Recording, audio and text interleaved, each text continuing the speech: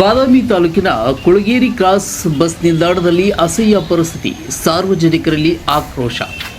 ಬಾದಾಮಿ ತಾಲೂಕಿನ Kulageri cross bus ನಿಲ್ದಾಣದ ಪರಿಸರದಲ್ಲಿ ಅಸಹ್ಯ ಸ್ಥಿತಿ ಉಂಟಾಗಿದೆ. ಬಸ್ ನಿಲ್ದಾಣದ ಬಳಿ ಸಾಕಷ್ಟು ಪ್ರಮಾಣದಲ್ಲಿ ಕಸ, ಗಲೀಜು ಮತ್ತು ಪಾಯ್ಖಾನೆ ತುಂಬಿಕೊಂಡಿದ್ದು, ಶೌಚಾಲಯ ವ್ಯವಸ್ಥೆಯೂ ಸರಿಯಾಗಿ ಇಲ್ಲದ ಕಾರಣ ಸಾರ್ವಜನಿಕರು ತೀವ್ರ ಸಂಕಷ್ಟ ಅನುಭವಿಸುತ್ತಿದ್ದಾರೆ. ಸ್ಥಳೀಯರು ನಿಲ್ದಾಣದ ವ್ಯವಸ್ಥಾಪಕರನ್ನು ವಿಚಾರಿಸಿದಾಗ ಅವರು ಡಿಪೋ ಮ್ಯಾನೇಜರ್ ಹೆಸರು ಹೇಳಿ ಜವಾಬ್ದಾರಿಯಿಂದ ತಪ್ಪಿಸಿಕೊಳ್ಳಲು ಯತ್ನಿಸಿದ್ದಾರೆಂದು ತಿಳಿದು ಬಂದಿದೆ.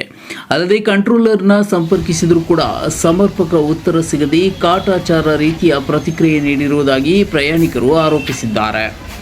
ಈ ದುರ್ವ್ಯವಸ್ಥೆಯ ವಿರುದ್ಧ ಮಹಿಳೆಯರು ಹಾಗೂ ಪ್ರಯಾಣಿಕರು ತೀವ್ರ ಆಕ್ರೋಶ ವ್ಯಕ್ತಪಡಿಸಿ ಸಾರಿಗೆ ಇಲಾಖೆಯ ಅಧಿಕಾರಿಗಳಿಗೆ ಹಿಡಿಶಾಪ ಹಾಕಿದ್ದಾರೆ.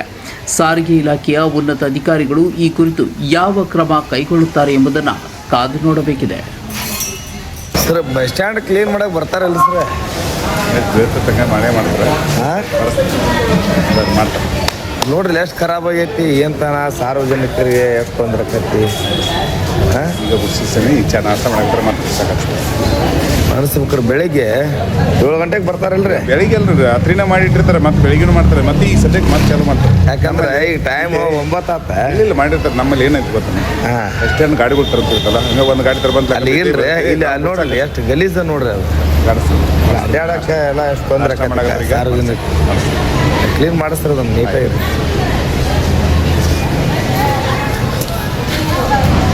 ನೀರು ಹೋಗೈತೆ ಹತ್ತು